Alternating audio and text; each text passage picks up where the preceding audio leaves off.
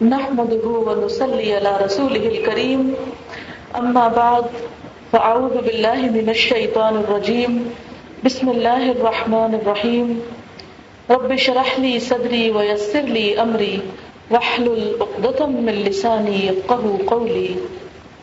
ربیع الاول کا مہینہ ہے، اس مہینے کی مناسبت سے چند باتیں حضور اکرم صلی اللہ علیہ وسلم کی بعثت اور آپ کی اطاعت کے بارے میں۔ اللہ تعالیٰ کا لاکھ لاکھ شکر ہے کہ جس نے ہمیں انسان بنایا اور پھر اس کا ہم پر بہت بڑا احسان ہے کہ اس نے ہمیں مسلمان بنایا، اور اس احسان کو وہ خود قرآن پاک میں یوں بیان کرتا ہے، لقد من اللہ علی المؤمنین اذ بعث فیہم رسولا من انفسہم۔ البتہ تحقیق اللہ تعالیٰ نے اہل ایمان پر بہت بڑا احسان کیا جب ایک رسول ان میں بھیجا انہی میں سے۔ تو رسول اللہ صلی اللہ علیہ وسلم کی آمد اور آپ کی وجہ سے ہم سب کو دین اسلام کا تحفہ ملنا، ہمارا اسلام پر ہونا اللہ کی نعمتوں میں سے ایک بہت بڑی نعمت ہے ہم سب کے لیے۔ آج میں اللہ تعالیٰ کی اسی بہترین نعمت یعنی رسول اللہ صلی اللہ علیہ وسلم کی آمد، جو کہ اس مہینے کی مناسبت سے بھی ایک مناسب موضوع معلوم ہوتا ہے، اس پر چند باتیں آپ سے کروں گی۔ نبی اکرم صلی اللہ علیہ وسلم کی اس دنیا میں آمد در حقیقت ایک بہت بڑا انعام ہے۔ ہر انسان جو پیدا ہوتا ہے، جس کو اللہ تعالیٰ عقل اور شعور دیتا ہے، وہ ضرور یہ سوچتا ہے کہ میں کہاں سے آیا ہوں، مجھے کہاں واپس جانا ہے، اس دنیا کی حقیقت کیا ہے، اس کائنات کی حیثیت کیا ہے۔ اس لیے کہ یہ چیز انسان کے بنیادی سوالوں میں سے ایک سوال ہے، اور بالکل ایک فطری سوال ہے۔ وہ کس طرح؟ آپ نے دیکھا ہوگا کہ ایک چھوٹا بچہ جو ہی بولنا شروع کرتا ہے تو سب سے پہلے کیا پوچھتا ہے؟ یہ کیا ہے، یہ کیا ہے، یہ کیا ہے۔ تو یہ سوال کہ یہ کیا ہے ایک فطری سوال ہے، اور یہ سوال کہ میں کیا ہوں، میں کہاں سے آیا ہوں، مجھے کس نے بنایا ہے، ایک فطری سوال ہے۔ اپنی پہچان، اس کائنات کی پہچان، اپنے آس پاس کی پہچان ہر انسان کی ایک ضرورت ہے، ہر انسان کی ایک تمنا ہے۔ ہر انسان یہ جاننا چاہتا ہے کہ وہ کون ہے، اور پھر وہ یہ بھی جاننا چاہتا ہے کہ اس کو بنانے والا کون ہے، کیونکہ ہر انسان یہ پوچھتا ہے کہ میں کون ہوں، اور پھر اگلا سوال یہ ہوتا ہے کہ مجھے کس نے بنایا ہے، اور ان سب چیزوں کو کس نے بنایا ہے۔ اور جب ایک بچے کو بتایا جاتا ہے کہ اسے بنانے والا اللہ ہے، تو پھر وہ یہ بھی ایک دن ضرور پوچھتا ہے کہ اللہ کو کس نے بنایا ہے۔ آپ میں سے ہر شخص نے خود بھی سوچا ہوگا، اور ہر بچے نے اپنی ماں سے ضرور سوال کیا ہوگا کہ ہمیں کس نے بنایا، اور اگر بتایا گیا کہ اللہ نے بنایا تو پھر اگلا سوال کہ اللہ تعالیٰ کو کس نے بنایا۔ انسان کے اندر اس دنیا کی حقیقت کو جاننے کی خواہش ہمیشہ سے رہی ہے، اور دنیا میں جتنے بھی پیغمبر آئے ہیں ان تمام نے انسانوں کو اسی حقیقت کے بارے میں آگاہ کیا ہے کہ تم دنیا میں کیوں بھیجے گئے، تم دنیا میں کیوں آئے۔ اور آپ نے دیکھا ہوگا کہ وہ قومیں اور وہ لوگ جو اس حقیقت کو نہیں مانتے یا ماننے کو تیار نہیں کہ اس کائنات کا خالق اللہ ہے، تو وہ بھی خاموشی سے بیٹھ نہیں گئے، وہ بھی کائنات کے راز کو جاننے کے لیے بے چین ہیں. اور آپ کو معلوم ہوگا کہ اس کائنات کی حقیقت، اس کی اوریجن، اس کی ابتدا، ان سب کو جاننے کے لیے ان سب لوگوں نے جو اللہ کو نہیں مانتے، جو اللہ کے پیغمبروں کو نہیں مانتے، جب اپنی عقل اور اپنی تحقیقات کے ذریعے اس دنیا کی حقیقت کو معلوم کرنے کی انہوں نے کوشش کی، تو ان کی یہ کوشش ان کو کتنی مہنگی پڑتی ہے اس کا آپ اندازہ اس سے لگا سکتے ہیں کہ 10 اکتوبر 1980 کو نیو میکسیکو میں دنیا کی سب سے بڑی دوربین نصب کی گئی. دوربین کیا ہوتا ہے؟ کہ جس کے ذریعے دور کی چیزیں بڑی ہو کر واضح ہو کر ہمارے سامنے آ سکیں، کیونکہ انسان ابھی خود تو اتنے پر بازو نہیں رکھتا کہ اڑ کے وہاں تک پہنچ سکے، خود جا سکے. اس کی آنکھ یا نظر بھی کوتاہ ہے کہ وہ اس آنکھ سے وہ سب کچھ دیکھ نہیں سکتا. لہذا پہلے تو اس نے ایسے آلات تیار کیے، ایسے آلات ایجاد کیے کہ جن کے ذریعے یہ تمام چیزیں بڑی ہو کر نظر آئیں اور انسان ان کی حقیقت معلوم کر سکے. تو ہم دیکھتے ہیں کہ دنیا کی سب سے بڑی دوربین 1980 میں نصب ہوئی اور اس کی قیمت $78 ملین تھی.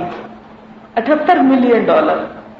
یہ کس لیے؟ کیا دیکھنے کے لیے کہ اس دنیا کا کنارہ کہاں تک ہے اور اس کے پیچھے کیا ہے. ایک وقت تھا کہ چاند صرف انسان کو سامنے کی طرف سے نظر آتا تھا، لیکن اب ایسی مشینیں ایجاد ہو گئی ہیں کہ جس میں چاند صرف سامنے سے نظر نہیں آتا، اپنی دوسری طرف سے بھی نظر آ سکتا ہے. اور اسی طرح انسان یہ چاہتا ہے کہ یہ جو آسمان کا ہمیں پردہ نظر آتا ہے، ہم ذرا اس کے پیچھے جھانک کر دیکھیں وہاں کون ہے، وہاں کیا ہے. ہمیں تو انبیاء علیہ السلام نے اس کی بہت سی حقیقتیں مفت میں بتا دی، لیکن جن لوگوں نے اپنی آنکھ سے، اپنی عقل سے دیکھنے کی کوشش کی، انہوں نے کیا کچھ خرچ کیا. دوربینوں کے علاوہ امریکہ کا ایک خلائی جہاز جس کا نام وائجر تھا، جو دسمبر 1980 میں زحل پر پہنچا، اس کی لاگت $340 ملین تھی. یعنی وہاں تک جا کے دیکھنے کے لیے کہ کائنات میں کیا ہے، صرف ایک جہاز بھیجنے کی قیمت کیا تھی؟ $340 ملین. امریکہ اور یورپ میں فزکس کی بہترین لیبارٹریز قائم کی گئی. یورپ میں پارٹیکل فزکس کی بین الاقوامی لیبارٹری 1981 میں مکمل ہوئی. اس کا مقصد تھا کہ اینٹی میٹر کو توڑ کر میٹر میں بدلا جا سکے. اس کی لاگت $120 ملین. اور یہ ادارہ ایک اور زیادہ بڑی تحقیقی مشین تیار کرنے کا منصوبہ بنا رہا ہے جس کی لاگت $550 ملین ہوگی، صرف پروٹون کی تحقیق کے لیے. آپ کو معلوم ہے پروٹون کیا چیز ہے؟ ایک ایٹم جو ہے اس میں نیوٹرون بھی ہوتا ہے، پروٹون بھی ہوتا ہے. یعنی ذرہ، جو ایٹم کہتا ہے نا ذرے کو، ذرے کو بھی اگر توڑا جائے یا ذرے کو بھی اگر اینالائز کیا جائے تو اس کے اندر پروٹون ہوتا ہے. تو اس چھوٹی سی چیز کی حقیقت کو جاننے کے لیے، صرف اس کی تحقیق کرنے کے لیے امریکہ میں ایک مشین بنائی گئی جس مشین کی قیمت $275 ملین تھی. اور یہ ایک لمبی سٹوری ہے کہ میں آپ کو کہاں تک سناؤں کہ ان ساری چیزوں کے بنانے کا مقصد کیا ہے کہ اس کائنات کی حقیقت کو پایا جائے اور پھر ہم اپنی حقیقت کو سمجھیں اور ہم یہ جان سکیں کہ دنیا میں ہمارے فائدے کے لیے کیا کچھ موجود ہے اور ہمیں کس طرح اس کو استعمال کرنا چاہیے. سائنسدان خود کہتے ہیں کہ کس کو یہ جاننے کا شوق نہیں کہ ہم کہاں سے آئے ہیں، ہماری پیدائش کیسے ہوئی ہے، یا اس زمین میں ہم کیوں ہیں. کیا ان نظریات کی کوئی قیمت نہیں؟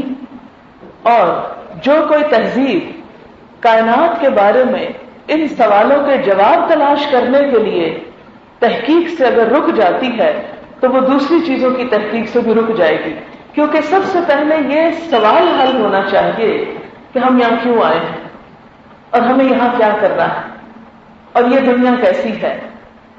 تو جب تک یہ سوال کا جواب ہمیں نہیں ملتا، ہم باقی چیزوں سے بھی صحیح طور پر فائدہ نہیں اٹھا سکتے۔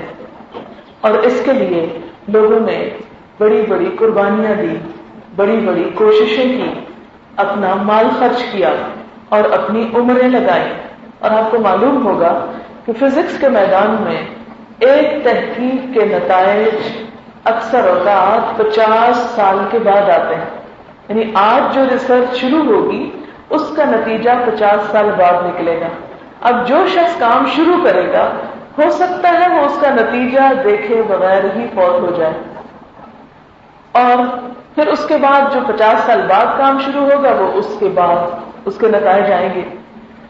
اور پھر آپ دیکھیں کہ دنیا میں بڑے بڑے مفکر گزرے ہیں، بڑے بڑے سائنسدان گزرے ہیں، انہوں نے طرح طرح کے نظریات پیش کیے ہیں۔ اس سائنسدان کو بڑا سائنسدان مانا گیا جو کائنات کی ابدی حقیقت کے بارے میں کچھ بتا سکے۔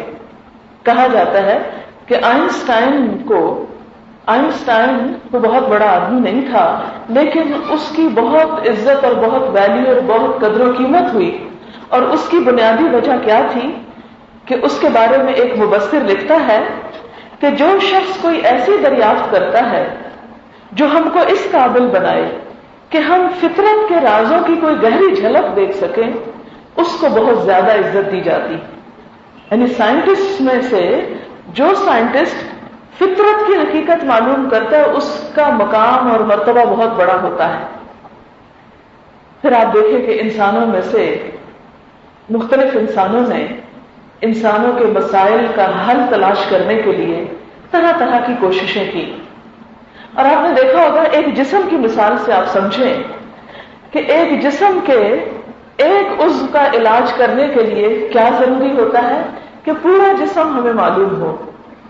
کوئی بھی شخص صرف ناخن کے بارے میں یا ہڈیوں کے بارے میں پڑھ کے ہڈیوں کا ڈاکٹر نہیں بن سکتا جب تک کہ وہ پورے جسم کی سائنس کو نہ پڑھے۔ اسی لیے آپ دیکھیں کہ کوئی بھی اسپیشلسٹ اپنے پہلے مرحلے پر MBBS کرتا ہے اور کئی سال اس میں لگاتا ہے۔ آپ نے دیکھا ہوگا کہ خواہ کسی کو آئی اسپیشلسٹ بننا ہو یا دانتوں کا ڈاکٹر بننا ہو یا بچوں کی ولادت سے متعلق یا بچوں کا ڈاکٹر بننا ہو، ان سب کو پورے جسم کی حالت کے بارے میں پہلے تعلیم دی جاتی ہے، پھر اس خاص عضو کے بارے میں۔ اگر کوئی بھی ڈاکٹر صرف آنکھ کو مطالعہ کر کے آنکھ کو اسٹڈی کر کے آنکھ کا علاج کرنا چاہے تو وہ ایک صحیح ڈاکٹر نہیں ہو سکتا، صحیح علاج نہیں کر سکتا۔ اسی طرح اگر ایک عمارت کی اصلاح کوئی کرنا چاہتا ہے تو اس میں بھی جب تک عمارت کی پوری حالت حیت اس کو نہ پتا ہو تو وہ پوری طرح اس کو صحیح طور پر رینوویٹ نہیں کر سکتا۔ تو بات یہ ہے کہ کسی بھی مشین کو پوری طرح جانے بغیر اس کے ایک پرزے کو بھی صحیح نہیں کیا جا سکتا۔ اب مثال کے طور پر آپ دیکھیں کہ راستے میں آتے ہوئے ہماری گاڑی کا تھوڑا ایکسیڈنٹ ہو گیا، تو ڈرائیور بھی ماہر تھا، اسے تھوڑا بہت گاڑی کا حال حلیہ معلوم تھا، پہیا بدلنا، چند اور چیزوں کو آگے پیچھے ٹھوک ٹھاک کے کرنا، لیکن کچھ سمجھ میں نہیں آ رہا تھا کہ اب یہ گاڑی صحیح چل کیوں نہیں رہی، اس کو ہوا کیا ہے۔ آخرکار ہمیں ایک ورک شاپ میں جانا پڑا، اور ورک شاپ میں چھوٹے چھوٹے لڑکے جو ڈرائیور سے کم عمر کے تھے انہوں نے مل جل کر مختلف پرزے کھول کے اور وہ فالٹ نکال لیا کہ یہاں ہے خرابی، یہ چیز ٹیڑھی ہو گئی ہے، اس کو مرمت کروائیں گے تو یہ گاڑی سیدھی ہوگی۔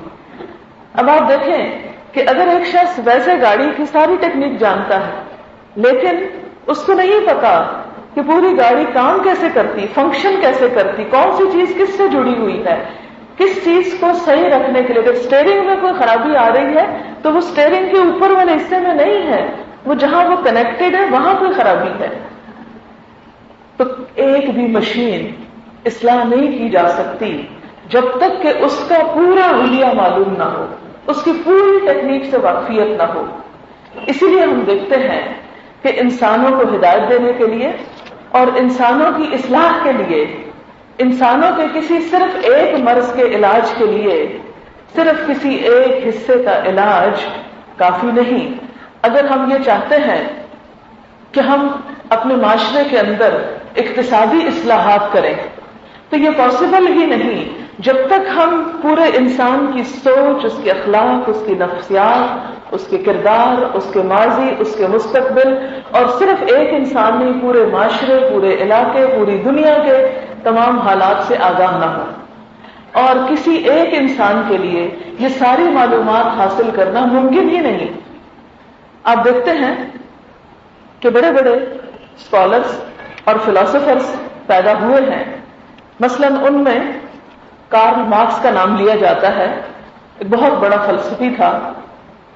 کہتے ہیں کہ اس نے زندگی میں اتنا پڑھا تھا کہ زندگی کے آخری 35 سال اس طرح گزارے کہ لندن میں برٹش میوزیم کے کتب خانے میں صبح وہ سب سے پہلے داخل ہوتا اور شام کو سب سے آخر میں نکلتا، اور 35 سال تک وہ شخص اس طرح پڑھتا رہا.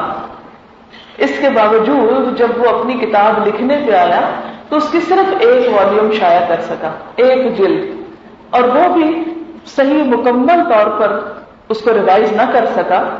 اور ایک دن اپنے مطالعے کی کرسی پہ بیٹھا ہوا اسی کمرے میں بیٹھا بیٹھا انتقال کر گیا. 35 سال کا علم اس کے ساتھ ہی دفن ہو گیا. پھر اسی طرح ہم دیکھتے ہیں کہ بعض فلسفی جو تھے، بعض اسکالرز جو تھے، وہ اس سے بھی زیادہ وسیع معلومات رکھتے تھے. مثلا کارل مارکس کے بارے میں کہا جاتا ہے کہ اس کو 8 زبانیں آتی تھی: یونانی، اطالوی، اسپینش، جرمن، انگریزی، فرینچ، ڈچ، فریشین، اور آخری عمر میں اس نے رشین زبان بھی سیکھنا شروع کی تھی. اور ساری عمر پڑھتا ہی رہا، اقتصادیات، فلسفہ، ادب، مذہب. کوئی دنیا کا موضوع ایسا نہیں تھا کہ جس میں اس نے مطالعہ نہ کیا. جس نے 35 سال ایک کمرے میں گزارے، ہے ہم میں سے کوئی مسلمان جو 35 سال ایک کمرے میں گزارے؟ کوئی نہیں. 35 سال جس شخص نے ایک کمرے میں گزارے، پڑھ پڑھ کے لائبریریاں حفظ کر ڈالی، لیکن اس کے باوجود وہ دنیا کو جب فائدہ پہنچانے کا وقت آیا تو کچھ بھی فائدہ نہ پہنچا سکا. صرف ایک کتاب ابھی لکھی تھی، اور اس میں بھی ابھی اس نے صرف جو گزشتہ دنیا کے حالات تھے ان پہ تنقید اور تبصرہ ہی کیا تھا. آگے ابھی اس نے پیش کچھ نہیں کیا کہ انسان کی مشکلات کا حل کیا ہے. یہ ہے انسان کی کوشش، انسان کا علم، انسان کی حقیقت. تو یہ انسان، یہ عام انسانوں کی بات نہیں ہو رہی، یہ بڑے بڑے انسانوں کی جنہوں نے دنیا کی تاریخ کا رخ موڑا اور جنہوں نے بڑے بڑے نظام پیش کیے، ان کی بات ہو رہی. اور آپ کو معلوم ہے کہ اس وقت دنیا میں یہ کوششیں ہو رہی ہیں کہ جس طرح کڈنی ٹرانسپلانٹ ہوتی ہے، آنکھیں ٹرانسپلانٹ ہوتی، ہارٹ ٹرانسپلانٹ ہوتا ہے، اسی طرح اب یہ کوشش کی جا رہی ہے کہ جب کوئی سائنسدان بوڑھا ہو جائے تو اس کی گردن اتار کے کسی نوجوان کھلاڑی کی گردن کی جگہ بدل دی جائے کہ جسم تو موسٹ ایکٹیو ہو اور دماغ اس کا وہ 90 سال کے تجربات والا ہو. اور لٹرلی اس پہ تجربات ہو رہے ہیں اور کہا جاتا ہے کہ باقی تجربہ کامیاب ہے. صرف یہ کہ یہ جو ریڑھ کی ہڈی کا جو فلوئڈ ہے یہ نہیں ابھی جوڑ رہا، باقی چیزیں جو ہیں، باقی ہڈیاں اور مسلز اور یہ ساری چیزیں جوڑ لی ہیں انہوں نے. لیکن آپ کو معلوم ہے کہ برین کے ساتھ جب تک اس کا کنیکشن نہ ہو ریڑھ کی ہڈی کا پراپرلی، تو پورے جسم کے جو فنکشنز ہیں وہ صحیح طور پر کام نہیں کر سکتے. لیکن انہوں نے کہا کہ اس پر بھی ہم راضی ہیں کہ اگر ایک شخص ہاتھ پاؤں نہیں ہلا سکتا یا زیادہ ایکٹیولی جسم سے کچھ نہیں کر سکتا تو ایٹ لیسٹ وہ جو اس کا دماغ پچھلے سائنسدان کا یہ استعمال کرے گا اور اس کے بعد مزید یہ علم حاصل کرے گا تو ہمیں زیادہ بہتر طور پر بتا سکے گا کہ انسان کو کیا کرنا چاہیے. یہ پنسلوینیا ہے شاید ایک علاقہ جس کے پٹسبرگ، اس کا ایک شہر ہے جس میں دنیا کا سب سے مشہور انسانی اعضاء کے ٹرانسپلانٹ کا مرکز ہے اور جہاں پر ایسی کوششیں بھی کی جا رہی ہیں.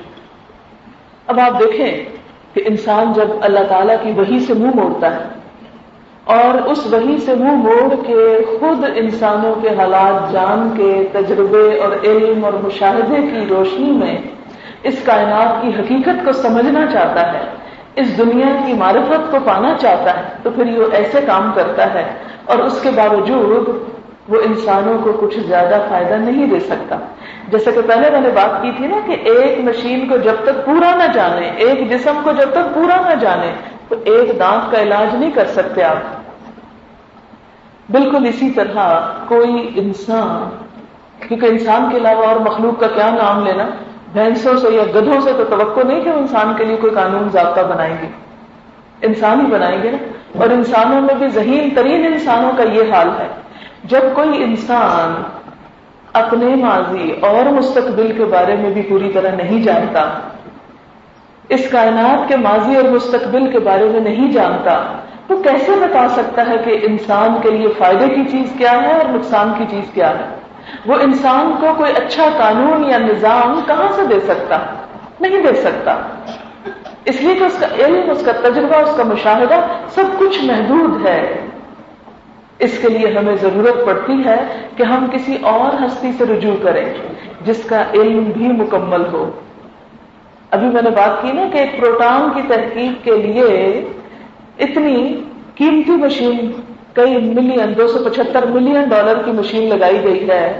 تو اسی سے اندازہ لگائیں، وہ جو آیت الکرسی میں آتا نا وَلَا يُحِيطُونَ بِشَيْءٍ مِّنْ عِلْمِهِ إِلَّا بِمَا شَاءَ، کہ لوگ اللہ کے علم میں سے کچھ بھی احاطہ نہیں کر سکتے مگر جتنا وہ خود چاہتا ہے.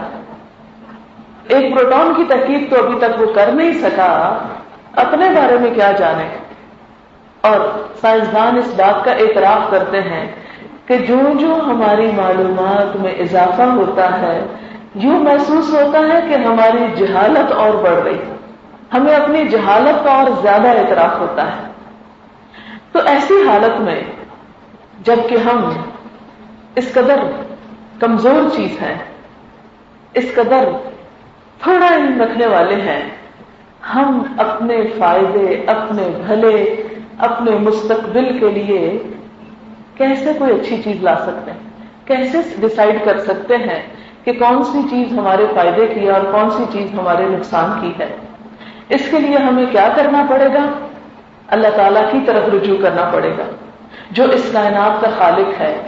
اس سے پوچھنا پڑے گا کہ ہمارے لیے کون سی چیز بہتر ہے اور کون سی چیز نقصان دہ ہے، ہم کہاں سے آئے ہیں اور ہمیں کہاں واپس جانا ہے، اور ہمیں اس دنیا میں کیا کرنا چاہیے کہ جس سے ہم بہتر سے بہتر فائدہ اٹھاتے ہوئے اپنے وقت کو، اس دنیا کو بھی خوشگوار بنائیں اور آخرت کو بھی خوشگوار بنائیں. اس کے لیے اللہ تعالیٰ نے انسان کی یہ ضرورت پوری کرنے کے لیے سائنسدان نہیں بھیجے، پیغمبر بھیجے ہیں، پیغمبروں کو بھیجا ہے. اور نبی صلی اللہ علیہ وسلم کو خاص طور پر اس کام کے لیے مبعوث کیا کہ ہدایت کو مکمل کر دیا جائے. اور ربیع الاول کا یہ مہینہ ایک خوبصورت مہینہ ہے جس میں اللہ تعالیٰ نے نبی اکرم صلی اللہ علیہ وسلم کو ہمارے لیے رحمت بنا کر بھیجا اور فرمایا وَمَا أَرْسَلْنَاكَ إِلَّا رَحْمَةً لِلْعَالَمِينَ، کہ ہم نے آپ کو تمام جہانوں کے لیے رحمت بنا کر بھیجا. لَقَدْ مَنَّ اللَّهُ عَلَى الْمُؤْمِنِينَ إِذْ بَعَثَ فِيهِمْ رَسُولًا مِّنْ أَنفُسِهِمْ يَتْلُو عَلَيْهِمْ آيَاتِهِ وَيُزَكِّيهِمْ وَيُعَلِّمُهُمُ الْكِتَابَ وَالْحِكْمَةَ وَإِنْ كَانُوا مِنْ قَبْلُ لَفِي ضَلَالٍ مُبِينٍ. اللہ تعالیٰ کا ایمان والوں پر بڑا ہی احسان ہے. اللہ تعالیٰ اس بات کو احسان قرار دیتے ہیں، اے ایمان والوں تم پر ایک بہت بڑا احسان ہے. کیا؟ اذ بعث فیہم رسولا منہم، جب اس نے ایک رسول بھیجا جو انہی میں سے ہے، یعنی ایک انسان کو منتخب کیا کہ جو اسی معاشرے سے تعلق رکھتا ہے. اور وہ کیا کرتا ہے؟ یتلو علیہم آیاتہ، ان پر اللہ کی آیات پڑھ کر سناتا ہے. وَيُزَكِّيهِمْ، اور ان کا تزکیہ کرتا ہے. وَيُعَلِّمُهُمُ الْكِتَابَ وَالْحِكْمَةَ، اور انہیں کتاب اور حکمت کی تعلیم دیتا ہے. وَإِنْ كَانُوا مِنْ قَبْلُ لَفِي ضَلَالٍ مُبِينٍ، اور بے شک اس سے پہلے وہ کھلی گمراہی میں مبتلا تھے. تو اس سے کیا پتہ چلتا ہے کہ نبی صلی اللہ علیہ وسلم کی تعلیمات سے ہٹ کر لوگ بھٹک رہے تھے، بھولے ہوئے تھے. آپ کو معلوم ہے کہ دلال کا معنی عربی زبان میں صرف گمراہ ہونا نہیں ہے. دلال کا معنی عربی زبان میں بھٹکنا، حیران پریشان ہونا.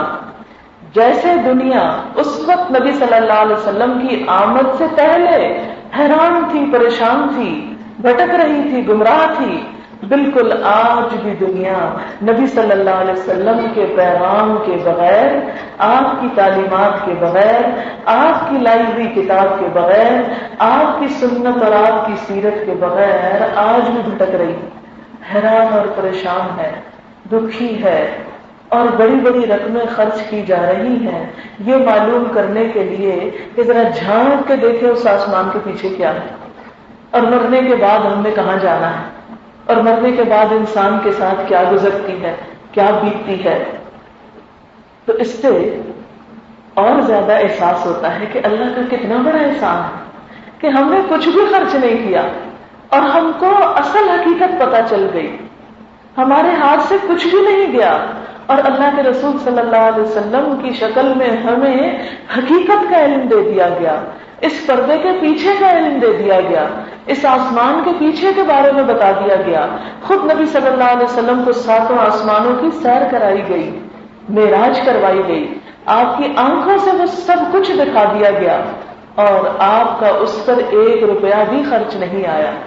جب براق کے اوپر اللہ تعالیٰ نے جبریل علیہ السلام کے ذریعے آسمانوں تک آپ کو پہنچایا تھا، آپ کو ابھی میں نے بتانا ایک وائجر کے لیے کئی $1 ملین خرچ کیے گئے جو جا کے زحل کی حالت معلوم کرے، اور اللہ کے رسول صلی اللہ علیہ وسلم کو وہاں پر پہنچایا گیا بغیر کسی مادی رقم کے خرچ کیے۔ کیا یہ اللہ کا ہم سب پر احسان نہیں؟ ہم کتنی خوش قسمت قوم ہیں، کتنی خوش قسمت امت ہیں کہ ہمارے پاس اللہ کے رسول صلی اللہ علیہ وسلم کی سیرت اور سنت محفوظ ہے۔ آپ کو شاید اس بات کا اندازہ نہیں کہ وہ قومیں جو اس حق کے پیغام کے بغیر زندگی بسر کر رہے ہیں، وہ لوگ جو دین سے منہ موڑ کے زندگی بسر کر رہے ہیں، وہ کتنی ہلاکت، کتنی مصیبت، کتنی پریشانی اور کتنے دکھ کا شکار ہے۔ آپ کو شاید پہلے بھی میں نے بتایا ہو، اسکینڈینیوین کنٹریز میں دنیا کی مادی ضرورت ہر عیش و عشرت کی انتہا ہے۔ یہ سویڈن اور ناروے وغیرہ جو ممالک ہیں، اس میں کچھ افغانی، جب یہ افغان جہاد ہو رہا تھا تو یہاں سے کچھ افغانیوں نے پناہ لینے کے لیے ناروے اور سویڈن وغیرہ چلے گئے، تو انہوں نے وہاں سے پھر رابطہ کر کے یہاں پر بتایا کہ کس طرح ان کو کیا کچھ ملا ہے، حالانکہ وہ یہاں ایک دوسرے ملک کے لوگ تھے۔ جب انہیں پناہ دی گئی تو انہوں نے بتایا کہ اگر کسی کے 5 بچے ساتھ تھے تو 5 کمروں کا گھر اس کو ملا، 3 بچے ساتھ تھے تو 3 کمروں کا گھر۔ ایئرپورٹ سے جو گاڑی لینے کے لیے گئی وہ گاڑی ان کی ذاتی گاڑی قرار پائی، اور اس کے علاوہ عیش و عشرت کا ہر سامان، ٹیلی ویژن، فریج، ہر وہ چیز جس کی انسان تمنا کرتا ہے وہ ان اپارٹمنٹس میں پہلے سے ہی موجود تھی۔ جیسے آج کی دنیا میں کوئی دنیاوی سہولتوں کی کیا تمنا کر سکتا ہے، وہ ساری تمنائیں اس ملک میں ہر انسان کی پوری ہوتی ہیں۔ پھر سیکس کے معاملے میں اتنی آزادی ہے کہ باپ اگر بیٹی سے کچھ کرنا چاہے، بیٹی باپ سے، بھائی سے، کوئی کسی کے ساتھ کوئی روک ٹوک نہیں، حکومت کی طرف سے کھلی چھٹی ہے، یعنی انسان کی ہر خواہش پوری ہو رہی۔ اور آپ کو یہ سن کر حیرانی ہوگی کہ دنیا میں سب سے زیادہ خودکشی کا ریٹ انہی ممالک میں، سب سے زیادہ انسان اپنے آپ کو قتل وہیں پر کر رہا ہے۔ یہ کتنے افسوس کی بات ہے، کس چیز کی کمی ہے؟ اگر انسان کی خوشی کا انحصار صرف دنیا کی مادی نعمتیں ملنے پر ہوتا تو کیا انسان اپنے آپ کو ہی ہلاک کر ڈالتا؟ تو بات یہ ہے کہ وَإِن كَانُوا مِن قَبْلُ لَفِي ضَلَالٍ مُبِينٍ، کہ اس سے پہلے وہ کھلی گمراہی میں تھے، اور آج بھی وہ لوگ جن کو محمد رسول اللہ صلی اللہ علیہ وسلم کا پیغام نہیں پہنچا، آج بھی وہ کھلی گمراہی میں مبتلا ہے، خواہ وہ ترقی کے کس عروج کو جا پہنچے، چاند چھوڑ مریخ کے اور اس سے بھی اوپر کیوں نہ چلے جائیں، لیکن جب تک ان کو یہ جواب نہیں ملتا کہ وہ کہاں سے آئے ہیں، کس نے بھیجا ہے، کہاں جانا ہے، کیا کرنا ہے دنیا میں رہ کے، اس وقت تک ان کی پریشانی کا خاتمہ نہیں ہو سکتا۔ اور وحی الہی کے علاوہ کوئی طریقہ ہے نہیں کہ انسان اس کائنات کے رازوں سے پردہ اٹھا سکے اور اپنے رب کی معرفت حاصل کر سکے، اپنی معرفت حاصل کر سکے، اپنے آپ کو پہچان سکے۔ اس کے لیے کیا ضروری ہے کہ کیا کرے؟ اس راستے کو پکڑ لے، اس انسان کو پکڑ لے، اس ذریعے کو تھام لے، محمد رسول اللہ صلی اللہ علیہ وسلم کو، کہ جن کے ذریعے اللہ تعالیٰ نے ہم تک ہدایت بھیجی، ان سے اپنا تعلق مضبوط کر لے، ان سے اپنا تعلق درست کر لے. اور جب تک آپ صلی اللہ علیہ وسلم سے ہمارا تعلق صحیح بنیادوں پر استوار نہیں، اس وقت تک ہمیں ہدایت حاصل ہو ہی نہیں سکتی. ہمارے معاشرے میں دو ایکسٹریمز ہیں. ہمارے معاشرے کے اندر کیا ہے؟ دو انتہائیں ہیں. ایک انتہا کیا ہے کہ جس میں حضور صلی اللہ علیہ وسلم کی ضرورت محسوس نہیں کی جاتی. وہ کہتے ہیں قرآن ہمارے لیے کافی ہے، اور وہ قرآن کو اپنی عقل سے من مانے مطلب پہنانا چاہتے ہیں، کبھی ڈکشنری کی مدد سے، کبھی کسی اور چیز سے. ان کے نزدیک حدیث اور سیرت کا کوئی مقام نہیں، کوئی ضرورت ہی نہیں. وہ سمجھتے ہیں شاید وہ اپنی عقل کے ساتھ وہ ساری گتھیاں سلجھا لیں گے کہ جو انہیں سلجھانی چاہیے. یہ ایک انتہائی رویہ ہے. اس لیے کہ ہم نے صرف لا الہ الا اللہ نہیں پڑھا، محمد رسول اللہ بھی پڑھا ہے. اور جب تک ہم محمد رسول اللہ کو نہ مانیں، صلی اللہ علیہ وسلم کو اپنا رہبر، اپنا رہنما، اپنا محبوب، اپنا نبی تسلیم نہ کریں، اس وقت تک ہدایت حاصل ہو ہی نہیں سکتی. قل ان کنتم تحبون اللہ فاتبعونی یحببکم اللہ. آپ کہہ دیجئے اگر تم اللہ سے محبت کرتے ہو، دین کے راستے پہ چلنا چاہتے ہو، تو کیا کرو؟ فاتبعونی، آؤ میرا اتباع کرو، نبی صلی اللہ علیہ وسلم کے پیچھے چلو. جب تک آپ کو نہیں تھاما، آپ کے پیچھے نہیں چلے، اس وقت تک دین مکمل ہی نہیں ہوا. وہ بھی بھٹکے ہوئے ہیں. اس لیے کہ جو ہمیں وہاں تک پہنچانے والا ہے، جو ہمارا رہنما ہے، گائیڈ ہے، اس کو چھوڑ کے ہم اپنی مرضی کا راستہ اختیار کر رہے ہیں. بھلا منزل تک کیسے پہنچیں گے؟ پہنچ سکتے ہی نہیں.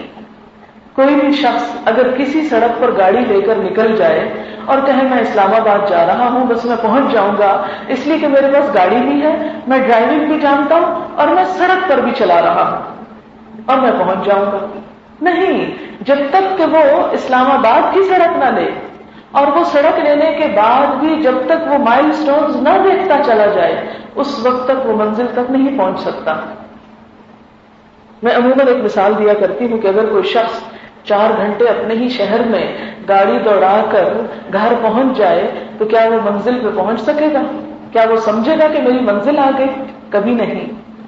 رات ہمارے ساتھ ایسے ہوا، تقریباً 3-4 گھنٹے ایئرپورٹ پہ آنے جانے میں، گھومنے پھرنے میں ہم نے لگا دی، اور آخر گھر جا کے بیٹھ گئے کہ فلائٹ کینسل ہو گئی. تو میں ہنس رہی تھی بیٹھ کے کہ یہ مثال میں عموماً لوگوں کو دیتی تھی کہ 4 گھنٹے اپنے شہر میں پھرنے سے دوسرا شہر نہیں آتا. اس کے لیے ضروری ہے کہ اس شہر کی سڑک اختیار کی جائے.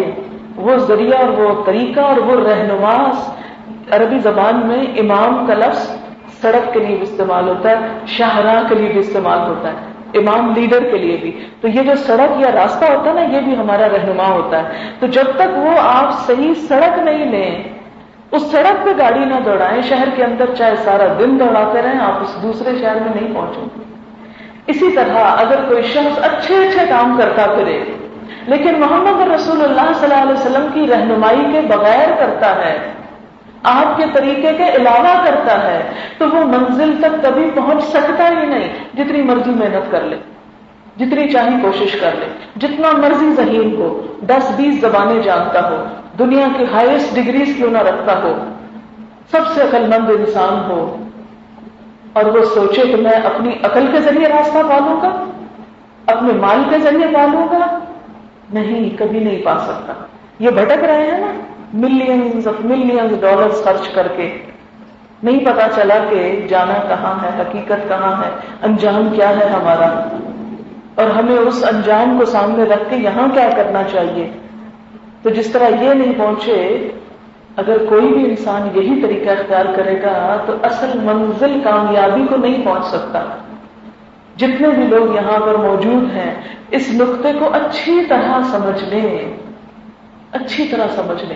کہ جب تک محمد الرسول اللہ صلی اللہ علیہ وسلم کا دامن نہیں تھامیں گے، آپ کو اپنا رہنما نہیں بنائیں گے، آپ کو نہیں پکڑیں، اس وقت تک جنت تک پہنچنا محال، اللہ کی رضا کو پانا محال، ناممکن۔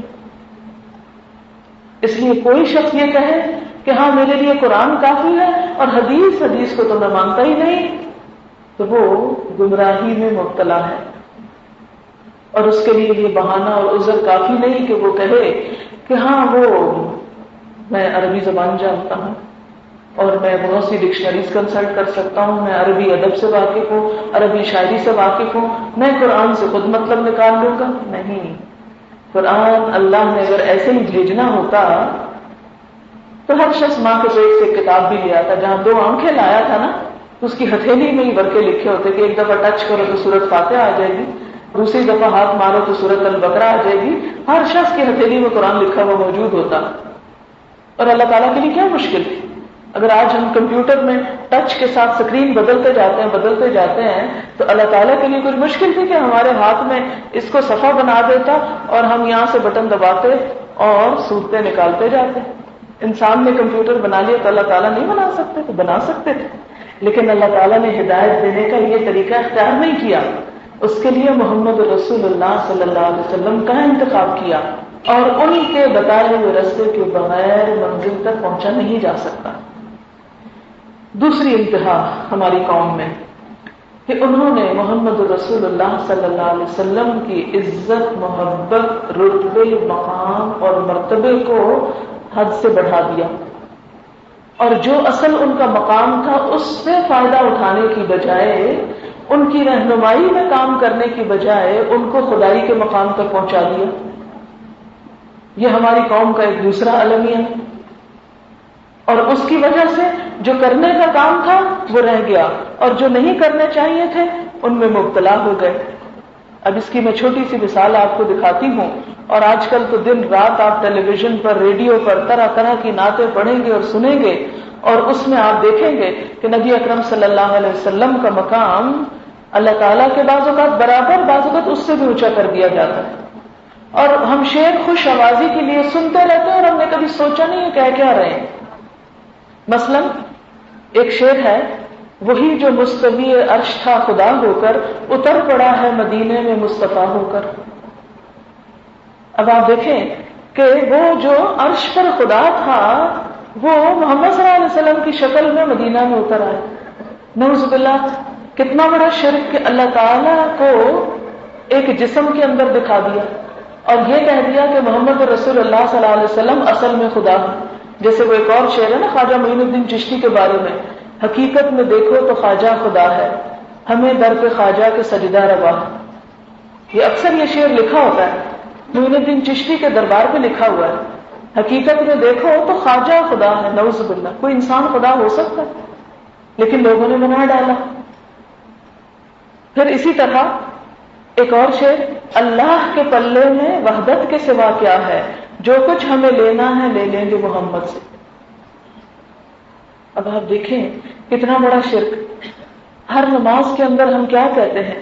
ایاک نعبد و ایاک نستعین، صرف تیری ہم عبادت کرتے ہیں، صرف تجھ سے ہم مدد چاہتے ہیں، اور دوسری طرف ہم کیا کہہ رہے ہیں؟ جو کچھ ہمیں لینا ہے لے لیں گے محمد سے۔ نہیں، جو کچھ لینا ہے اللہ تعالیٰ سے ہی لینا ہے، صرف اسی کو پکارنا برحق ہے۔ لہو دعوت الحق، صرف اسی کو پکارنا، اسی سے مدد مانگنا درست ہے۔ اللہ کے سوا کسی دوسرے سے مدد مانگنا شرک ہو جاتا ہے۔ ہر نماز میں ہم کہتے ہیں ایاک نعبد و ایاک نستعین، صرف تیری ہم عبادت کرتے ہیں، صرف تجھ سے ہم مانگتے ہیں، صرف تجھ سے مانگتے ہیں۔ تو اگر کوئی شخص یہ کہے کہ یا رسول اللہ صلی اللہ علیہ وسلم آپ ہمیں رزق دیں، آپ ہماری مشکل آسان کریں، تو یہ کیا ہو جائے گا؟ شرک ہو جائے گا۔ یہ ایک دوسری انتہا کی طرف ہم چل پڑیں گے۔ پھر اسی طرح ایک اور شعر، یہ اصل میں سب شرکیہ شعر ہے، لیکن میں اس لیے سنا رہی ہوں کہ ہمارے ہاں یہ پڑھے جاتے ہیں اور ہم جھوم رہے ہوتے ہیں سن کے، ہمیں پتہ ہی نہیں چلتا پڑھا کیا گیا۔ اور یاد رکھیں جہاں شرک ہو جاتا ہے وہاں بڑے بڑے عمل ضائع ہو جاتے ہیں۔ مثلا ایک اور شعر ہے، اٹھا کر میم کا گھونگھٹ جو جھانکا تیری کملی کو، تو دیکھا ذات احمد میں احد روپوش رہتا ہے، یعنی محمد صلی اللہ علیہ وسلم کے اندر خدا رہتا ہے۔ اب یہ بالکل جیسے عیسائیوں نے کہا تھا نا کہ ان اللہ هو المسیح ابن مریم، کہ اللہ کون ہے؟ وہ مسیح ابن مریم ہے. بالکل وہی عقیدہ مسلمانوں نے اپنے اندر اپنا لیا. وہ بھٹکے تھے، ہم بھی بھٹک گئے. اللہ تعالیٰ نے ہمیں ہر نماز میں سکھایا غیر المغضوب علیہم ولا الضالین، کہ نہ ایسے لوگوں کا جن پہ اللہ کا غضب ہوا راستہ چاہیے اور نہ گمراہ ہونے والوں کا، لیکن ہم گمراہ ہونے والی قوموں کے پیچھے چل پڑے. پھر اسی طرح ایک اور جگہ پر مشکل جو آ پڑی کبھی تیرے ہی نام سے ٹلی، یہ حضور صلی اللہ علیہ وسلم کو خطاب ہے. مشکل کشا ہے تیرا نام، نبیوں کے سرور و امام. اسی طرح ایک اور شعر میں نے کہیں سنا تھا کسی مجلس میں، تو وہ خاتون نعت پڑھ رہی تھی، تو اس میں وہ یہ شعر پڑھ رہی تھی، ہر مکان سے بالا میٹھے نبی کا روزہ، ہر مکان سے بالا میٹھے نبی کا روزہ. پھر آگے کہتے ہیں کہ کعبے کی عظمتوں کا منکر نہیں ہوں، لیکن کعبے کا بھی کعبہ میٹھے نبی کا روزہ. اب آپ خود سوچیں کہ اللہ کا گھر تو اللہ کا گھر ہے، اللہ کا مقام تو اللہ کا مقام ہے. جب ہم رسول اللہ صلی اللہ علیہ وسلم کے مقام کو اور آپ کی قبر مبارک کو، آپ کے روزے کو خانہ کعبہ سے اعلیٰ قرار دیں اور یہ کہیں کہ خانہ کعبہ کا بھی کعبہ وہ روزہ ہے، تو یہ شرک ہو جاتا ہے. کعبے کی عظمتوں کا منکر نہیں ہوں، لیکن کعبے کا بھی کعبہ میٹھے نبی کا روزہ. اور پھر ہر مقام سے بالا میٹھے نبی کا روزہ، عرش اعلیٰ سے اعلیٰ میٹھے نبی کا روزہ. آپ کو پتا عرش کیا ہے؟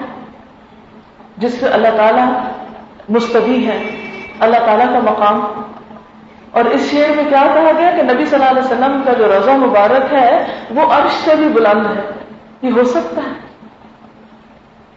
آپ شاید میرے ساتھ اگری نہ کریں، اس لیے کہ آپ خاموش ہیں اس طرح کہ یا تو آپ کو سمجھ نہیں آئے، یا آپ حیران زیادہ ہیں، پریشان زیادہ ہیں. کچھ تو بات ہے. میں نے تو جب سنا تھا تو میری تو روح کانپ گئی تھی کہ یہ کیسی بات کہی جا رہی ہے. اللہ تعالیٰ کے غضب کو دعوت نہیں دیتی ہوگی. یہ بالکل ایسے نا اللہ تعالیٰ کی حیثیت ایک بادشاہ کی ہے، بالکل اسی طرح اللہ تعالیٰ پوری کائنات کے بادشاہ ہیں. اب اگر کسی بھی ہستی کو، خواہ وہ محمد رسول اللہ صلی اللہ علیہ وسلم کی ہستی کو، اگر ہم یہ کہیں کہ وہ اللہ تعالیٰ سے بلند ہے، تو یہ کیا ہوگا؟ شرک بھی ہوگا اور اللہ کے غضب کو دعوت بھی دینا ہوگا. اس لیے ہمیں دونوں انتہاؤں کو چھوڑ کر اعتدال کا رستہ اختیار کرنا ہے. نہ تو یہ کہنا ہے کہ محمد صلی اللہ علیہ وسلم کی ضرورت نہیں، ہم ان کے بغیر ہی دین سمجھ لیں گے اور حدیث کی کوئی ضرورت نہیں اور یہ سب من گھڑت کہانیاں ہیں. نہ تو ہم یہ کہیں گے اور نہ ہی ہم محمد رسول اللہ صلی اللہ علیہ وسلم کا مقام اللہ تعالیٰ سے بڑھائیں گے یا اللہ کے برابر. کیونکہ اللہ کے برابر کرنا جو ہے وہ کیا ہے؟ شرک. اللہ سے بھی بڑھا دینا غلو، حد سے بڑھنا. اور یہ دونوں چیزیں اللہ کے غضب کو دعوت دیتی. کہیں ایسا نہ ہو کہ ہم نیکی کماتے کماتے نیکی برباد، گناہ لازم کے مرتکب ہو جائیں. اس لیے کیا ضروری ہے کہ ہمارا تعلق نبی صلی اللہ علیہ وسلم کے ساتھ صحیح بنیاد پر قائم ہو، تبھی ہمیں صحیح روشنی حاصل ہوگی، صحیح راستہ نصیب ہوگا اور صحیح منزل پر پہنچیں گے. آپ دیکھیں کہ اس وقت میں آپ سے بات کر رہی ہوں اس مائک کے اندر سے. یہ مائک اگر صحیح کنیکشن کے ساتھ نہ جڑا ہوا ہو اپنی اصل کے ساتھ تو آواز مجھے نہیں آ سکتی. آپ کو معلوم ہے کہ اس جگہ کی یہ جو تار ہے صرف یہاں نہیں ہے، بلکہ یہ جن اسپیکر سے آواز آ رہی ہے نا، اس کے ساتھ بھی اس کا کنیکشن ہے. اگر یہ کنیکشن ٹوٹ جائے، چاہے اسپیکر لگا رہے، چاہے مائک میں بولتی رہوں، اگر کنیکشن ٹوٹ جائے تو کیا ہوگا؟ آواز نہیں آئے گی، مقصد نہیں پورا ہوگا. اگر وولٹیج کم ہو جائے تو بھی مقصد پورا نہیں ہوگا. اگر وولٹیج زیادہ ہو جائے تو بھی مقصد پورا نہیں ہوگا. فیوز اڑ جائے گا. وولٹیج کم ہوگا، آواز ہی نہیں آئے گی. وولٹیج ہے نہیں، کچھ پتہ نہیں چلے گا. اس لیے کسی بھی چیز سے صحیح فائدہ اٹھانے کے لیے کیا ضروری ہے کہ اس کے ساتھ تعلق درست ہو، ہمارا کنیکشن پراپرلی جڑا ہوا ہو. اگر وہ کنیکشن درست نہیں تو آپ دیکھیں گے کہ تعلق بھی درست نہیں. تعلق درست نہیں تو محمد رسول اللہ صلی اللہ علیہ وسلم کی ذات، جنہیں اللہ تعالیٰ نے تمام انسانوں پر فضیلت عطا کی، تمام انبیاء پر فضیلت عطا کی، وہ ان کی ذات سے ہم صحیح رہنمائی اور صحیح استفادہ کر ہی نہیں سکتے۔ آپ کے گھر میں بہترین سے بہترین امپورٹڈ واشنگ مشین ہو سکتی ہے، لیکن اگر آپ اس کو صحیح طور پر کنیکٹ نہیں کر سکتے تو کپڑے ہاتھ سے دھونے پڑیں گے، پیسے بھی گئے اور ساتھ انرجی بھی برباد ہو رہی، خواری بھی ہو رہی ہے کہ وہ جوڑنی نہیں آتی یا صحیح جڑی ہوئی نہیں۔ ایک خوبصورت امیج ہے، ایک خوبصورت ہستی ہے جس کو ہم اڈور کر رہے ہیں، جس سے محبت کے دعوے کر رہے ہیں، جس کا نام لینے کے لیے ہم ایک رنگین مجلس بھی سجا لیتے ہیں، طرح طرح کی جھنڈیاں بھی لگا لیتے ہیں، عطر کی بارش بھی کرتے ہیں، پھولوں کی پتیاں بھی نچھاور کرتے ہیں، لیکن تعلق صحیح نہیں رکھتے۔ اب جو تعلق صحیح نہیں تو نہ آپ صلی اللہ علیہ وسلم ہم سے خوش اور نہ ہماری زندگی میں وہ بہار جو آپ صلی اللہ علیہ وسلم لے کر آئے تھے۔ اس لیے نہایت ضروری ہے کہ قرآن اور سنت کی روشنی میں آج ہم یہ بات طے کریں کہ ہمارا تعلق آپ کے ساتھ کیا ہونا چاہیے، کیسا ہونا چاہیے، تاکہ ہم آپ کے طریقے پر چل کر اللہ کے پسندیدہ ترین انسان بن سکیں، کیونکہ محمد رسول اللہ صلی اللہ علیہ وسلم اللہ کے پسندیدہ ترین انسان تھے۔ اللہ تعالیٰ نے ہمارے لیے فرمایا لَقَدْ كَانَ لَكُمْ فِي رَسُولِ اللَّهِ أُسْوَةٌ حَسَنَةٌ، تمہارے لیے اللہ کے رسول صلی اللہ علیہ وسلم کی زندگی میں بہترین نمونہ ہے۔ حسنہ کا لفظ حسن سے ہے، خوبصورت نمونہ، ایسا نمونہ کہ خوش ہو جاؤ دیکھ کر، کہ اگر ان کی سیرت پڑھو اور ان جیسے بن جاؤ تو ہر ایک کے لیے باغ و بہار ہو جاؤ۔ جیسے اقبال نے بھی بندہ مومن کی تصویر کشی کرتے ہوئے کہا تھا نا، جس سے جگر لالا میں ہو ٹھنڈک وہ شبنم، کہ ایک مسلمان، ایک بندہ مومن کیا ہوتا ہے کہ جس کو دیکھ کر ہر ایک کا دل ٹھنڈا ہو جاتا ہے، ہر ایک کو خوشی نصیب ہوتی ہے کہ آپ دوسروں کے لیے ایک ایسی چیز ہو کہ ان کے لیے خوشی، سکھ، سکون، محبت کا سامان، نہ کہ لوگ آپ کو دیکھتے ہی بھاگنے لگے، لوگ آپ کو دیکھتے ہی پریشان ہونے لگے اور آپ سے منہ موڑ جائیں۔ آپ کو معلوم ہے کہ نبی اکرم صلی اللہ علیہ وسلم کی شخصیت ایسی تھی کہ جو دیکھتا تھا گرفتار ہو جاتا تھا، جو دیکھتا تھا پھر وہ آپ سے بغض اور نفرت نہیں رکھ سکتا تھا، اور اسی لیے آپ کو ساحر کہا جاتا تھا۔ لوگوں نے نبی صلی اللہ علیہ وسلم پر طرح طرح کے الزام تراشیاں کی اور آپ کا مقابلہ کرنے کی کوشش کی، اور یہ ثابت کرنے کی کوشش کی کہ نعوذ باللہ آپ کا دماغ چل گیا ہے اور آپ جادوگر ہیں، اور کبھی کاہن اور کبھی شاعر کہتے کہ شاعری کے ذریعے لوگوں کو متاثر کر لیتے ہیں، لیکن دراصل وہ آپ کے اخلاق کا کمال تھا۔ قرآن خود بتاتا ہے انک لعلی خلق عظیم، بے شک آپ اخلاق کی بلندیوں پہ فائز ہیں۔ ما انت بنعمت ربک بمجنون، آپ اپنے رب کی نعمت سے مجنون نہیں ہیں۔ تو وہ خوبصورت ترین نمونہ، وہ اخلاق کی بلندیوں پر فائز ہستی، ہم اس کی امت ہیں۔ ہم خوش قسمت ہیں کہ ان کی لائی ہوئی کتاب بھی محفوظ، ان کی سنت بھی محفوظ، ان کی سیرت بھی محفوظ۔ آپ کو معلوم ہوگا کہ اس صدی میں بھی بے شمار غیر مسلم ایسے ہیں کہ جنہوں نے ایمان نہ لانے کے باوجود نبی صلی اللہ علیہ وسلم کی بے پناہ تعریف کی ہے۔ بہت سے ہندوؤں نے آپ کی شان میں نعتیں کہی ہیں۔ آپ کو وہ مشہور کتاب کا تو پتہ چلا ہی ہوگا، اب تو کئی سال ہو گئے اس کتاب کو، مائیکل ایچ ہارٹ کی کتاب ہے دی ہنڈریڈز۔ اس نے 100 لوگوں کے حالات زندگی کو جمع کیا اور یہ ثابت کیا کہ سب سے بڑا انسان کون ہے، اور آپ کو معلوم ہے اس میں محمد رسول اللہ صلی اللہ علیہ وسلم نمبر 1 ہے۔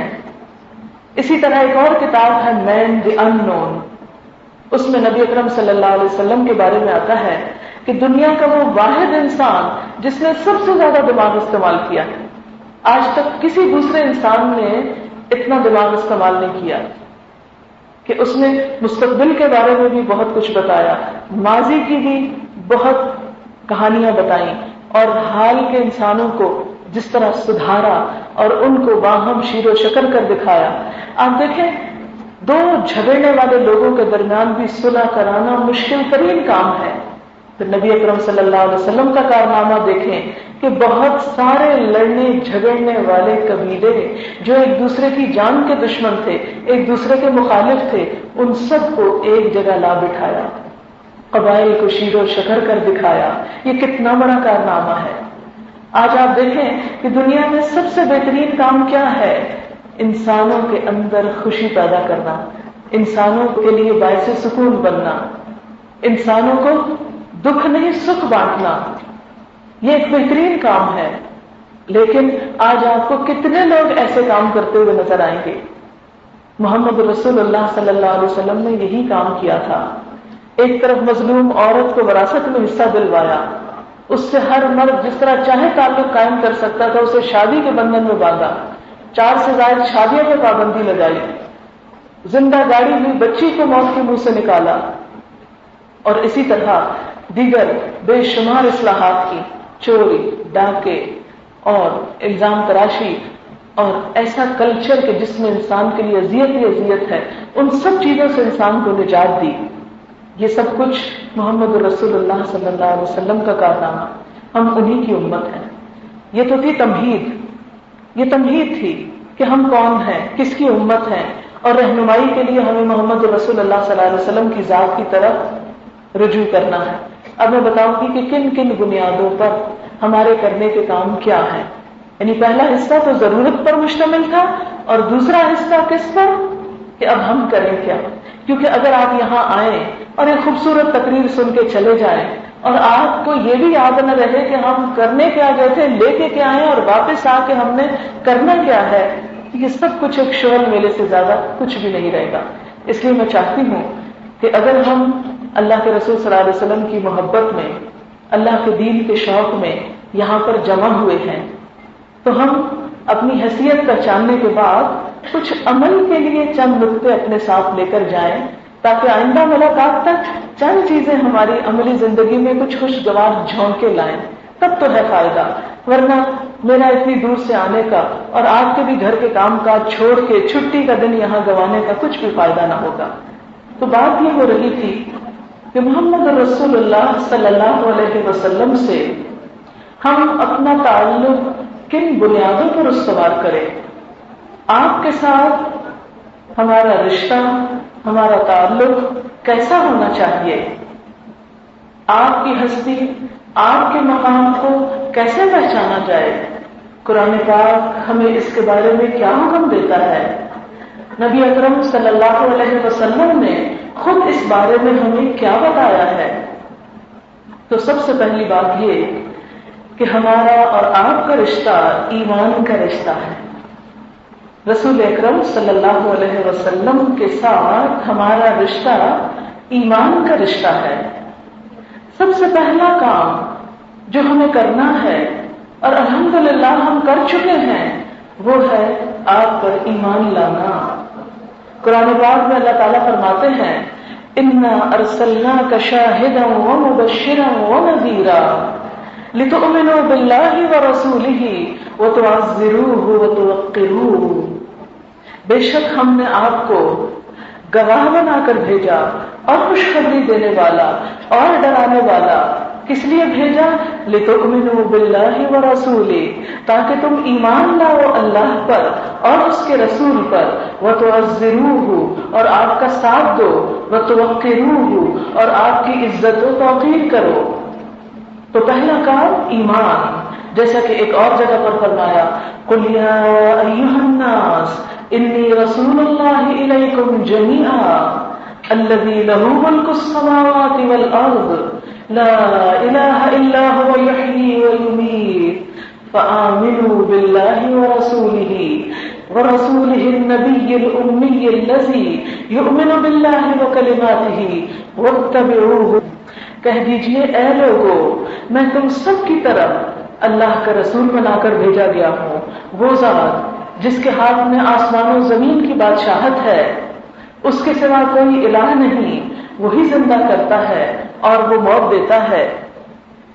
بس ایمان لاؤ اللہ پر اور اس کے رسول پر، جو نبی ہے، امی ہے، جو اللہ کے کلمات پر ایمان لاتا ہے، اور اس کا اتباع بھی کرو تاکہ تم کامیاب ہو جاؤ۔ تو گویا ہماری کامیابی کا انحصار کس بات پر ہے کہ ہم محمد رسول اللہ صلی اللہ علیہ وسلم پر سچے دل سے ایمان لائیں۔ نبی اکرم صلی اللہ علیہ وسلم نے خود بھی ایمان کو سب سے اعلیٰ اور افضل عمل قرار دیا۔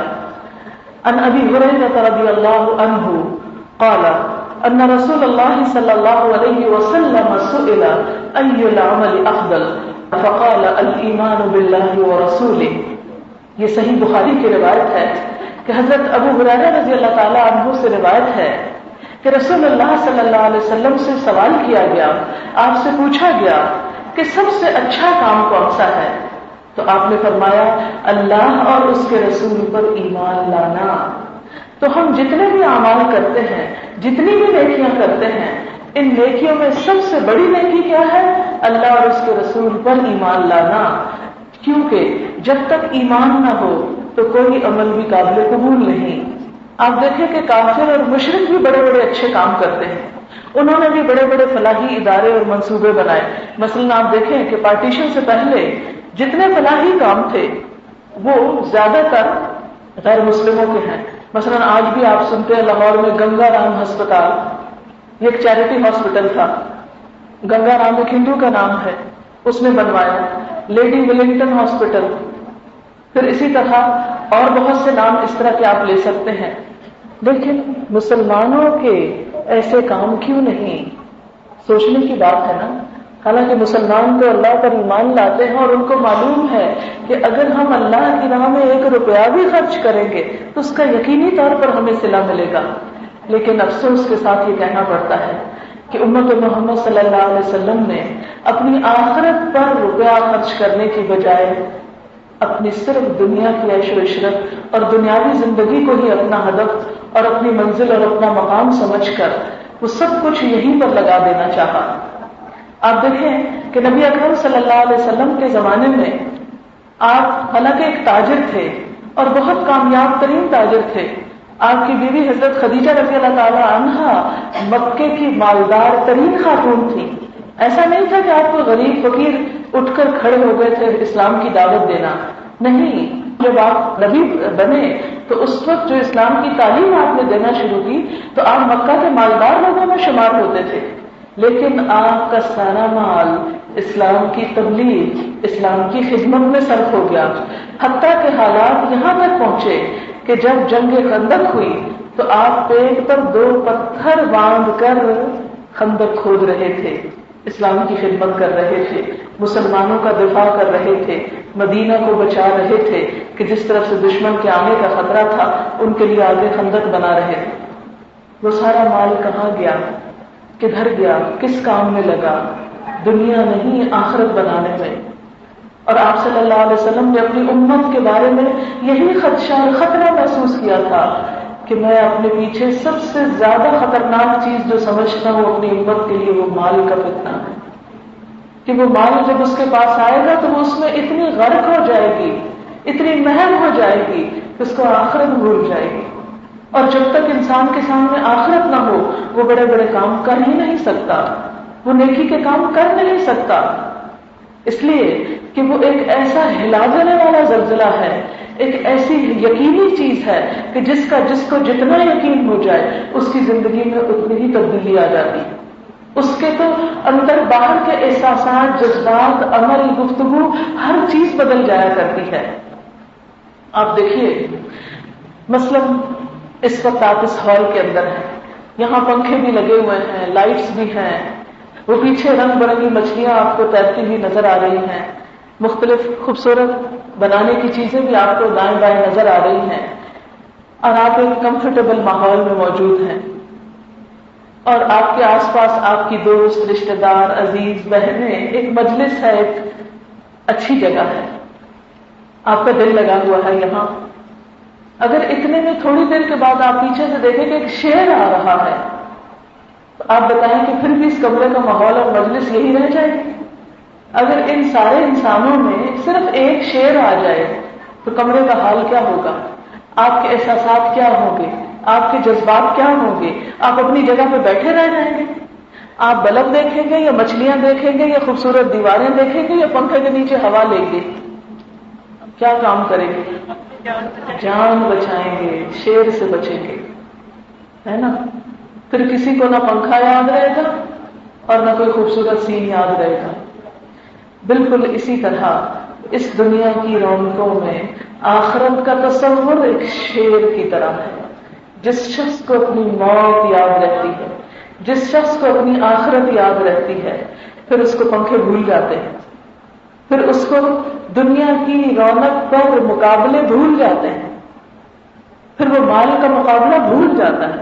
اسلام نے مال کمانا برا نہیں سمجھا، تجارت کرنا عبادت ہے، لیکن اگر اللہ کے حقوق بھی رہ جائیں اور بندوں کے حقوق بھی مارے جائیں، اولاد کے حقوق بھی ختم ہو جائیں، بیویوں کے حقوق بھی ختم ہو کر رہ جائیں، بیوی شوہر سے غافل، شوہر بیوی سے غافل، بچے باپ سے غافل، باپ بچوں سے غافل، صرف اور صرف دولت اور صرف اس دولت کے ذریعے حاصل ہونے والی عیش و عشرت پہ نظر ہو جائے، ساری کوششوں کا مرکز دوسروں سے آگے نکلنا،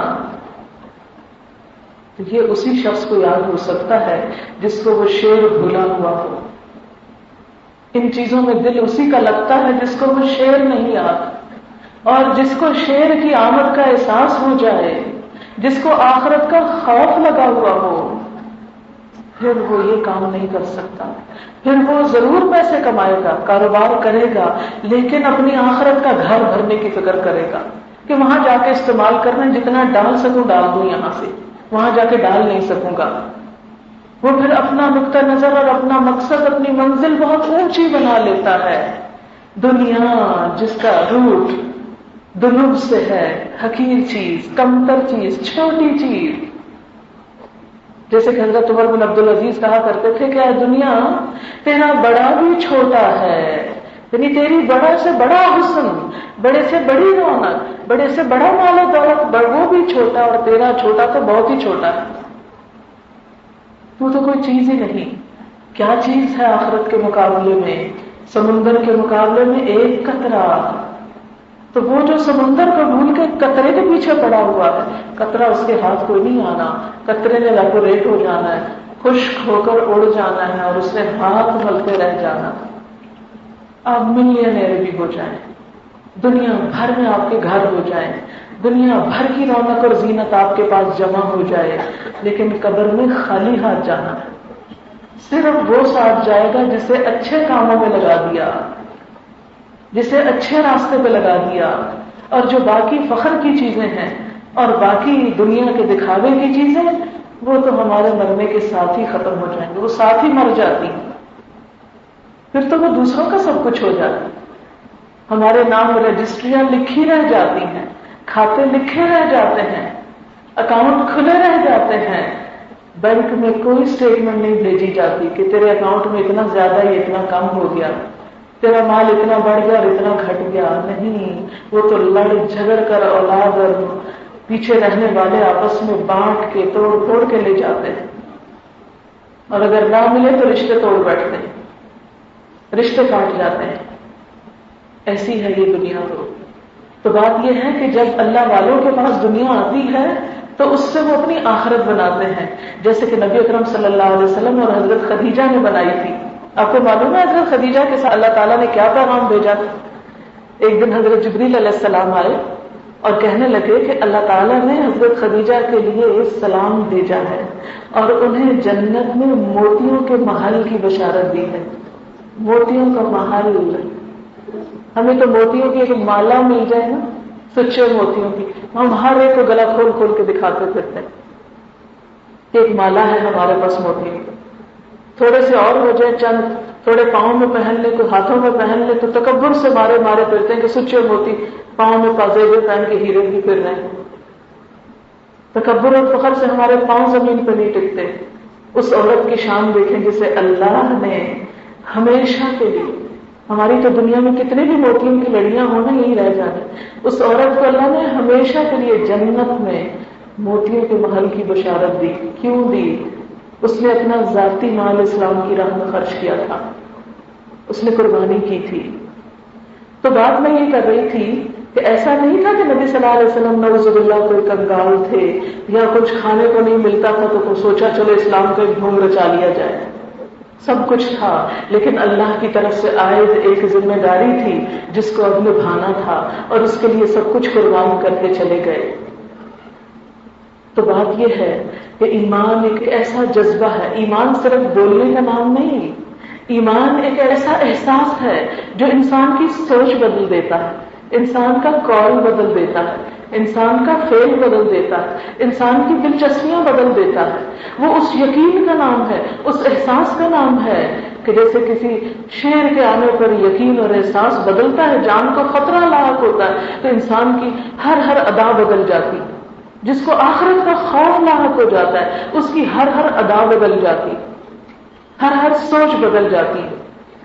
لہذا ایمان کا تعلق نبی صلی اللہ علیہ وسلم کے ساتھ پھر وہ انسان کو ایسے ایک عام انسان نہیں رہنے دیتا، پھر چین سے بیٹھنے والا وہ انسان نہیں بن سکتا، وہ صرف دنیا کی رونق اور زینت میں کھب کے نہیں رہ سکتا، وہ اس دنیا کو اپنی منزل نہیں بنا لیتا، وہ تو پھر کہیں اور دیکھتا ہے۔ جیسے ایک صحابی نے کہا تھا نا، حضور صلی اللہ علیہ وسلم سے پوچھا کہ ایک شخص نے کہ اگر میں ایمان لے آؤں اور اللہ کی راہ میں مارا جاؤں تو مجھے جنت ملے گی؟ آپ نے فرمایا یقینی طور پر ملے گی۔ تو کھجوریں کھا رہا تھا، کھجوریں کھاتے کھاتے پھینک دی، کہا مجھے اس کے پیچھے جنت کی خوشبو محسوس ہو رہی ہے، میں اب دنیا میں نہیں رہ سکتا، اور جا کے جان بازی سے لڑتے لڑتے جان دے دی۔ آج ہم تو تھوڑا سا وقت دینے کو تیار ہیں، آئے چھٹی کا دن کیا کریں؟ چھٹی کا دن صرف آپ کے لیے چھٹی کا دن نہیں، میرے لیے بھی چھٹی کا دن ہے، لیکن مسلمان کے لیے کوئی چھٹی کا دن نہیں ہوا کرتا، وہ تو چھٹی کے دن اور زیادہ کام کرتا ہے، اس لیے کہ وہ شکر کرتا ہے کہ دنیا کے ہنگاموں سے تھوڑی سی فرصت ملے کہ میں اپنی آخرت بنا لوں، مجھے دنیا سے تھوڑی سی چھٹی ملے کہ میں آخرت بنا لوں، نہ کہ اور تھوڑی سی دنیا بنا لوں، نہیں۔ لہذا ایمان پھر ہے کیا؟ جو اتنی اعلیٰ ترین چیز ہے، جس کی ایسی مٹھاس ہے، ایسی لذت ہے، ایسا احساس ہے، ایسا شعور ہے، اندر کی کیفیات ایسی بدلتی ہیں کہ نگاہیں بدل جاتی، سوچ اور شوق بدل جاتے ہیں۔ تو ہمیں ایمان کی تھوڑی سی حقیقت جان لینی چاہیے۔ ایمان نام ہے معرفت کا، علم کا، یقین کا، تسلیم کا، تصدیق کا، اعتماد اور بھروسے کا۔ ایمان اس وقت تک آ نہیں سکتا جب تک معرفت نہ ہو۔ معرفت کیا تھی؟ پہچان نہ ہو، کسی چیز کی حقیقت نہ پہچانے جب تک۔ اور جب ہمیں پتہ چل جائے کہ اچھا یہ آخرت کی حقیقت یہ ہے، اور دوسری طرف آج چکے محمد رسول اللہ صلی اللہ علیہ وسلم پہ بات ہو رہی، محمد رسول اللہ صلی اللہ علیہ وسلم کی حیثیت یہ ہے، مقام ایسا ہے، تو جب ہم ان کا مقام پہچان کر ان سے اپنا تعلق قائم کرتے ہیں تو پھر ان سے اوپر کوئی چیز نظر نہیں آتی، پھر وہی ہمارے ہیرو ہوتے ہیں، وہی ہمارے قائد ہیں، وہی ہمارے لیڈر ہیں، وہی ہمارا سب کچھ ہے۔ پھر ان کے نام پہ ہم جان بھی دے سکتے ہیں۔ صحابہ کرام دیتے تھے نا جان، کہ بعض اوقات یہ واقعات بھی ملتے ہیں کہ باپ نے بیٹے کو، بیٹے نے باپ کو، بھائی نے بھائی کو مار ڈالا اس نام پہ کہ محمد رسول اللہ صلی اللہ علیہ وسلم سے آگے کوئی نہیں۔ یہ معرفت کی وجہ سے آپ کے ساتھ ایسا تعلق تھا، ہمارا کیوں نہیں؟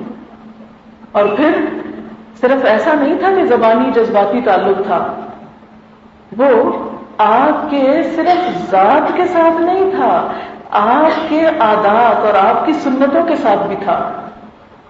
صحابہ کرام کے بارے میں آپ دیکھیں کہ جو ایمان لائے تھے پھر وہ کیسا ایمان لائے تھے۔ حذیفہ بن یمان، نام سنا ہوگا، کوئی نہیں سنا، کیا ضرورت ہے سننے کی۔ حذیفہ بن یمان جو فاتح ایران تھے، ایران فتح کیا تھا انہوں نے، معمولی سے لباس میں ایران تک پہنچتے ہیں، ایران پہ حملہ کرتے ہیں۔ کسرا ان کو اپنے دربار میں مذاکرات کے لیے بلاتا ہے۔ سپر پاور کا بادشاہ، عام انسان نہیں تھا کسرا، اس وقت دو بڑی سپر پاور تھی، ایک روم تھی ایک ایران تھی۔ اتنا بڑا بادشاہ دربار میں بلائے، ذرا آپ تھوڑی دیر اپنے بارے میں سوچیں کہ اگر آج ہمیں طلب کرے تو ہماری خوشی کا کیا ٹھکانا ہوگا، اور آپ ہر ایک کو بتاتے پھریں گے میں ملنے گیا تھا، اور تصویریں گھر میں لگا کے رکھیں گے کہ دیکھیں ہماری ملاقات ہوئی تھی۔ بڑے فخر کی بات ہم سمجھتے ہیں۔ تو اس دور میں ایک مسلمان جرنیل کو، حذیفہ بن یمان کو، کسرا نے اپنے دربار میں بلایا، وہ اپنے لباس میں گئے، کسرا کے جو دربان تھے آگے دروازے پہ کھڑے تھے، وہ کہنے لگے بادشاہ سے ملاقات کے لیے یہ لباس ٹھیک نہیں، لباس بدلنا پڑے گا۔ حضرت حذیفہ نے کہا مجھے بادشاہ سے ملنے کا کوئی شوق نہیں، میں اپنا لباس نہیں اتاروں گا، میں اپنے لباس میں جاؤں گا۔ آج ہم سب سے پہلے جب ہمارے پاس دنیا کے 4 پیسے آتے ہیں ہم اپنا لباس چھوڑتے ہیں، ہم قمیض شلوار چھوڑ کے جینز پہننے میں فخر محسوس کرتے ہیں۔ وہ مسلمان جرنیل جس نے اس وقت کے سپر پاور کو توڑ کے رکھ دیا، اس نے کہا میں اپنے لباس میں جاؤں گا، مجھے اپنے لباس میں فخر ہے۔ اپنی ایک آئیڈینٹی ہوتی ہے، ایک شناخت ہوتی ہے۔ کبا چلا ہنس کی چال اپنی بھی بھول گیا۔ جب ہم اپنی شناخت بھولتے ہیں تو پھر ہماری کوئی منزل نہیں رہتی۔ اس کا یہ مطلب نہیں کسی اور قوم کا لباس آپ پہن نہیں سکتے، استعمال نہیں کر سکتے۔ نبی صلی اللہ علیہ وسلم نے ایک آدھ دفعہ یمنی چادر پہنی اور استعمال کر لیا کرتے تھے، لیکن یہ موقع بڑا نازک تھا کیونکہ وہ ایک مسلمان قوم کے نمائندے کی حیثیت سے وہاں جا رہے تھے۔ اندر جاتے ہیں، کھانا پیش کیا جاتا ہے، کھانا کھا رہے ہیں، لقمہ ہاتھ سے گر جاتا ہے، نیچے سے لقمہ اٹھا کے صاف کر رہے ہیں کہ میں کھا لوں، کیونکہ نبی صلی اللہ علیہ وسلم کی سنت یہ ہے۔ پاس ایک شخص بیٹھا ہوا کونی مارتا ہے، دیکھو بادشاہ کے دربار میں اتنی گھٹیا حرکت کر رہے ہو کہ اٹھا کے لقمہ کھا رہے، چلو پھینکو اس کو۔ حضرت حذیفہ بن یمان بڑے دربار میں کہتے ہیں اَأَتْرُكُ سُنَّةَ رسول اللہ صلی اللہ علیہ وسلم لِهَؤُلَاءِ الْحُمْقَى، میں نبی صلی اللہ علیہ وسلم کی سنت کو ان احمقوں کے لیے چھوڑ دوں؟ یہ نبی صلی اللہ علیہ وسلم کی سنت ہے کہ آپ میں تکبر نہیں تھا، فخر نہیں تھا، اگر چیز کو کھانے کے ہاتھ سے چھوٹ جاتی اٹھا کے صاف کر کے پھر کھا لیتے تھے، صاف کر کے، گندی نہیں، صاف کر کے کھا لیتے تھے۔ عاجزی تھی، کوئی شرم محسوس نہیں کی بڑے دربار میں کہ میں ان کے ایٹیکیٹس کے خلاف چل رہا ہوں۔ آج ہم سب سے پہلے کیا کرتے ہیں جب ماڈرن بنتے ہیں؟ الٹے ہاتھ سے کھانا سیکھتے ہیں۔ چھری کانٹے سے کھانا آنا چاہیے، کوئی حرج نہیں، چمچ سے کھا سکتے ہیں آپ، کانٹے سے کھا سکتے ہیں آپ، چھری سے کاٹ سکتے ہیں آپ۔ حدیث میں آتا ہے ایک دفعہ نبی صلی اللہ علیہ وسلم، بخاری میں یہ روایت ملتی ہے کہ چھری سے گوشت کاٹ کے کھا رہے تھے، کتنے میں اذان کی آواز آئی، آپ نے چھری وہیں رکھ دی، نماز کو چل دی۔ اس سے کیا پتہ چلتا ہے کہ اگر کاٹنا پڑے تو چھری سے کاٹ سکتے ہیں، حرج کوئی نہیں، کانٹا بھی استعمال کر سکتے ہیں، لیکن بائیں ہاتھ سے کھانا نہیں، یہ سنت نہیں ہے۔ نبی صلی اللہ علیہ وسلم نے اس سے سختی سے منع کیا۔ ایک شخص آپ کی مجلس میں بائیں ہاتھ سے کھا رہا تھا، آپ نے اس کو روکا، اس نے کہا میں دائیں ہاتھ سے کھا ہی نہیں سکتا، آپ نے اس کو بد دعا دی کہ تم کبھی نہ کھا سکو۔ اور کہتے ہیں صحابی جو حدیث روایت کرتے ہیں وہ کہتے ہیں کہ میں نے اس شخص کو اس کے بعد دایاں ہاتھ منہ کی طرف لے جاتے ہوئے دیکھا نہیں، کیونکہ لے جا سکتا ہی نہیں، اس کا ہاتھ منہ کی طرف جاتا ہی نہیں تھا، جس نے نبی صلی اللہ علیہ وسلم کو خفا کیا۔ آج ہم لوگوں کی خوشی کے لیے فخر کے ساتھ دائیں ہاتھ سے کانٹے سے کھاتے ہیں کہ اگر ہم نے دائیں سے کھا لیا تو لوگ کہیں گے کیسا احمق ہے، اس کو تو ایٹیکیٹس ہی نہیں آتے۔ پھر کیا ہوتا ہے؟ اب کسرا سے ملاقات کا وقت ہے، کسرا دربار میں بیٹھا ہے، حذیفہ بن یمان کے ساتھ ربیع ابن عامر بھی ہیں، ایک اور صحابی، دونوں آتے ہیں شام کے ساتھ، آ کے کھڑے ہو جاتے ہیں اور کہتے ہیں کہ ہم بات تب کریں گے یا بادشاہ بھی کھڑا ہو جائے یا ہمیں بھی کرسی دے دیں، کیونکہ نبی صلی اللہ علیہ وسلم کی مجلس میں ہم نے کبھی ایسے بات نہیں کی کہ آپ بیٹھے اور ہم کھڑے ہو کے آپ سے بات کریں یا آپ کھڑے ہیں اور ہم بیٹھ کے بات کریں، کیونکہ یہ ادب احترام کے خلاف ہے کہ جب مذاکرات ہوں، دو لوگ آپس میں بات چیت کریں تو وہ ایک ہی لیول پر ہوں۔ ہمارے ہاں جب لوگوں کو تھوڑی سی دولت ملتی ہے تو اپنے نوکروں کو نیچے بٹھا کے بات کرتے ہیں، ان کو برابر بیٹھنے کی اجازت نہیں ہوتی۔ چلے ٹھیک ہے ان کے کپڑے گندے ہوں یا کوئی اور بات ہو تو نہ اوپر بیٹھے، اس وقت ہم خود بھی بازوں کا صوفے پہ نہیں بیٹھتے کہ میلے کپڑے صوفہ میلا ہو جائے، وہ اور بات ہے، لیکن ایک کلچر کے طور پر یہ چیز اپنانا کہ نوکر نیچے بیٹھ کے بات کرے، ہاتھ جوڑ کے بات کرے، جو آج کل ہمارے ہاں یہ کلچر پایا جاتا ہے، یہ نبی صلی اللہ علیہ وسلم کی سنت نہیں ہے۔ نماز ہمیں کیا سکھاتی ہے؟ دن میں 5 مرتبہ سب آقا بادشاہ ایک لائن میں آ جاؤ۔ ٹھیک ہے باپ کی عزت ہے، بزرگ کی عزت ہے، استاد کی عزت ہے، وہ اپنی جگہ، لیکن جہاں ایک استاد کی حیثیت میں نہیں بیٹھا ہوا، وہ ایک عام انسان کی حیثیت میں آپ سے بات کر رہا ہے، تو پھر یہ اونچ نیچ نہیں ہونی چاہیے۔ بہرحال اب کیا ہوتا ہے، بادشاہ غصے میں آ جاتا ہے، یہ کیسے لوگ ہیں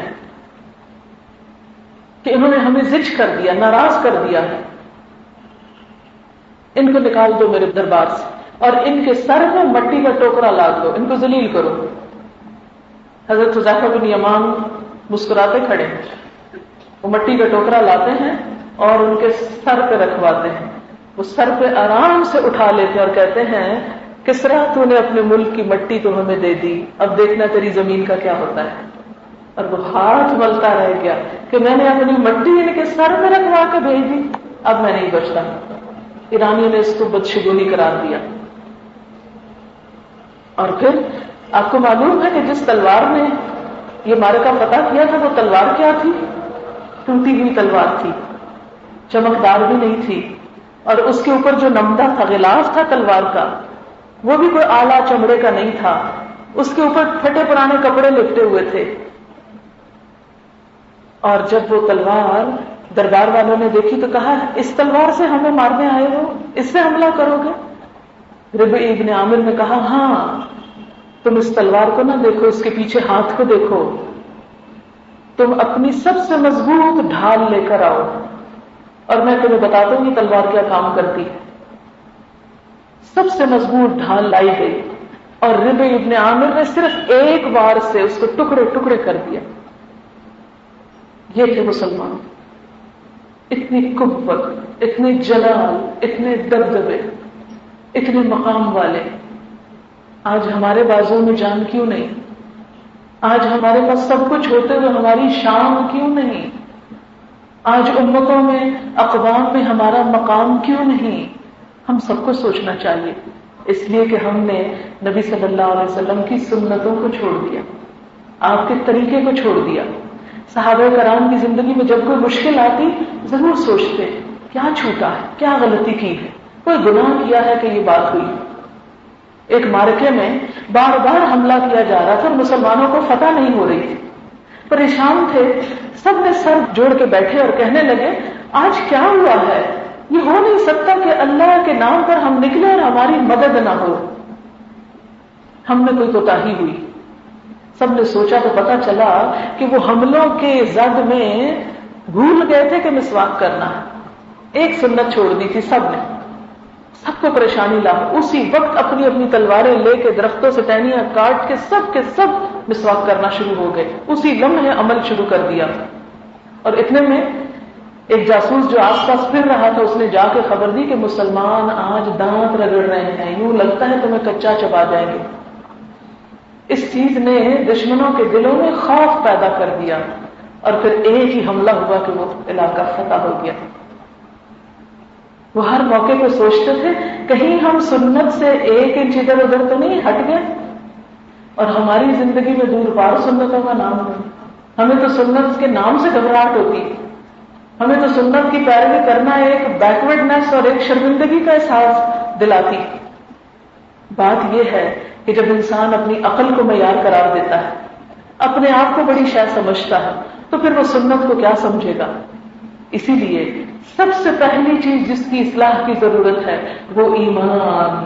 نبی صلی اللہ علیہ وسلم پر ایمان کی تجدید کریں. وہ کیسے؟ معرفت کے ساتھ. معرفت کیسے؟ علم کے ذریعے. علم، آپ کی سیرت، آپ کی سنت کے اوپر اس ربیع الاول میں کم از کم ایک کتاب ضرور پڑھ لیں. کوئی آپ کی معرفت، آپ تھے کیا، کیسے وحی آئی. ابھی میں نے آپ کو بتایا کہ کارل مارکس نے 35 سال برٹش میوزیم کے کمرے میں گزارے پڑھ کے، اور دنیا میں جو دے گیا وہ کسی کام کا نہیں، دے سکا ہی نہیں. نبی صلی اللہ علیہ وسلم نے 40 سال پورے غار حرا میں نہیں گزارے تھے اور وہاں پڑھتے نہیں تھے، اللہ سے تعلق مضبوط کر رہے تھے. امی تھے، ان لیٹرڈ، نہ لکھنا جانتے نہ پڑھنا جانتے، اور دنیا کی سب سے بڑی کتاب، سب سے بڑا علم و ہنر اور حکمت کی باتیں ہمیں دے کر گئے. کس نے دیا سب کچھ؟ اللہ سبحانہ و تعالیٰ نے. یہ جو کچھ محمد رسول اللہ صلی اللہ علیہ وسلم نے دیا وہ دراصل اللہ نے دیا تھا، آپ کے ذریعے دیا تھا، آپ سے پریکٹیکلی ہمیں دلوایا. لہذا سب لوگ جو آئے ہیں میں ان سب سے ریکویسٹ کروں گی کہ ایک چھوٹی سی کتاب، مثلا محمد عربی صلی اللہ علیہ وسلم یا تجلیات نبوت یا داعی اعظم یا محسن انسانیت یا اسی طرح رسول اللہ صلی اللہ علیہ وسلم کی مسکراہٹیں، رسول اللہ صلی اللہ علیہ وسلم کے آنسو، کوئی سیرت کی کتاب ان دنوں میں ضرور پڑھیں. ہم سب صرف نعتیں سنتے ہیں، صرف ایسی مجلسیں منعقد کر کے سمجھتے ہیں کہ فرض ادا ہو گیا. نہیں، جب تک معرفت نہیں ہوگی آپ کو جانتے نہیں ہوگے تو محبت بھی نہیں. آپ دیکھیں کہ مثلاً آپ کہیں پر کسی سے ملتے ہیں، آپ کو ایک شخص اپیرنس میں کچھ اچھا لگتا ہے، آپ تھوڑا اور ملتے ہیں، لیکن جو جو اس کی خوبیاں کھلتی ہیں آپ کی محبت میں اضافہ ہوتا چلا جاتا ہے نا. ایک بچہ جب پیدا ہوتا ہے تو ایک خون کا رشتہ، ماں کو محبت ہوتی ہے، لیکن بچہ جب بولنے لگتا ہے، بچہ جب مسکراتا ہے، بچہ جب نئی نئی حرکتیں کرتا ہے تو ایک ایک دن ماں کا دل کھینچتا چلا جاتا ہے. تو جتنا جتنا علم اور معرفت بڑھتی ہے اتنی اتنی محبت بڑھتی چلی جاتی ہے، اتنا اتنا ایمان پختہ ہوتا چلا جاتا ہے. اور نبی صلی اللہ علیہ وسلم کی حیثیت اور مقام کے بارے میں جتنا جتنا ہم جانیں گے اتنا سر تسلیم خم کرتے جائیں گے کہ اے اللہ کے رسول صلی اللہ علیہ وسلم ہم سر جھکا کے آئیں، جو آپ کہیں گے مانیں گے، اس لیے کہ ہم آپ پر ایمان لے آئیں، آپ کی تصدیق کرتے ہیں، آپ پر اعتماد کرتے ہیں، آپ پہ بھروسہ کرتے ہیں، آپ ہمیں کبھی بھی کسی غلط راستے کی طرف نہیں لگائیں. اسی لیے قرآن پاک میں آتا ہے النبی اولا بالمؤمنین من انفسہم، نبی تو اہل ایمان کے لیے ان کی اپنی جانوں سے بھی زیادہ قریب ہوتا ہے، زیادہ مہربان ہوتا ہے. اس کا حق تو ان کی جان سے بھی بڑھ کر ہے. کیوں؟ اس لیے کہ ہم پر جو رحمت، جو شفقت، جو محبت، جو عنایت محمد رسول اللہ صلی اللہ علیہ وسلم نے کی وہ ہمارے ماں باپ نے بھی نہیں کی. جو کچھ آپ نے ہمیں دیا وہ کسی دوسرے انسان نے نہیں دیا.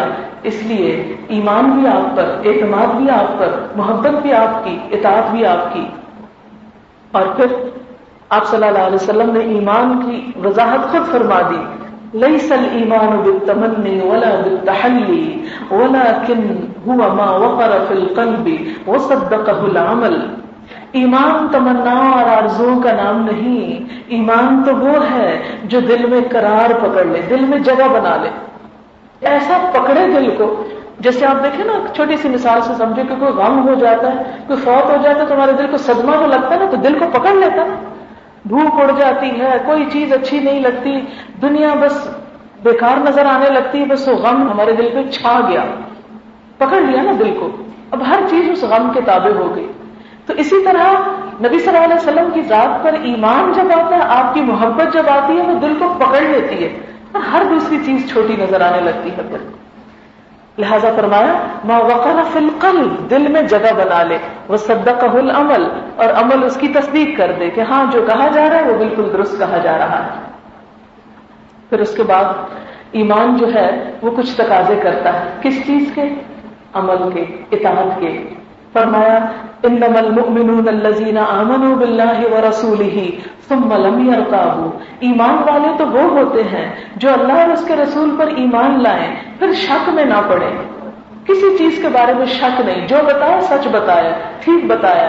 میری عقل میں نہیں سمجھ آتا تو میری عقل کی کوتاہی ہوگی، نبی صلی اللہ علیہ وسلم کی کسی بات میں کوئی کوتاہی نہیں. وجاہدوا باموالہم وانفسہم فی سبیل اللہ، اور ایمان کیا تقاضا کرتا ہے کہ وہ جہاد کرتے ہیں اللہ کی راہ میں، اپنے مال سے بھی اور اپنی جان سے بھی، دونوں لگا کے. بعض اوقات ہم مال دے دیتے ہیں اور خود پیچھے ہٹ جاتے ہیں، نہیں، جان بھی اور مال بھی. بعض اوقات خود آگے آ جاتے ہیں اور مال نہیں لگاتے، دونوں چیزیں اللہ کے راستے میں لگانے کی ہیں. اولئک هم الصادقون، یہی سچے لوگ ہیں. سچے ایمان والے کون ہیں؟ جو شک نہیں کرتے، جان اور مال سے جہاد کرتے ہیں. ایمان سراسر عمل کا نام ہے، اطاعت کا نام ہے. سورۃ انفال میں آتا ہے اطیعوا اللہ ورسولہ ان کنتم مؤمنین، اطاعت کرو اللہ اور اس کے رسول کی اگر تم مومن ہو. اطاعت کیا ہے؟ بات ماننا، جو آپ فرمائیں سر تسلیم خم.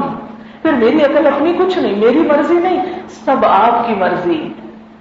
قرآن پاک میں اللہ تعالیٰ فرماتے ہیں وما آتاکم الرسول فخذوہ، جو رسول اللہ صلی اللہ علیہ وسلم تم کو دیتے ہیں اس کو لے لو. یہ اللہ کا حکم ہے، اللہ تعالیٰ ہم سے کہہ رہے ہیں جو آپ صلی اللہ علیہ وسلم دیتے ہیں لے لو، اس سے چھوڑو مت، اور جس چیز سے روکے اس سے رک جاؤ، اس سے باز آ جاؤ.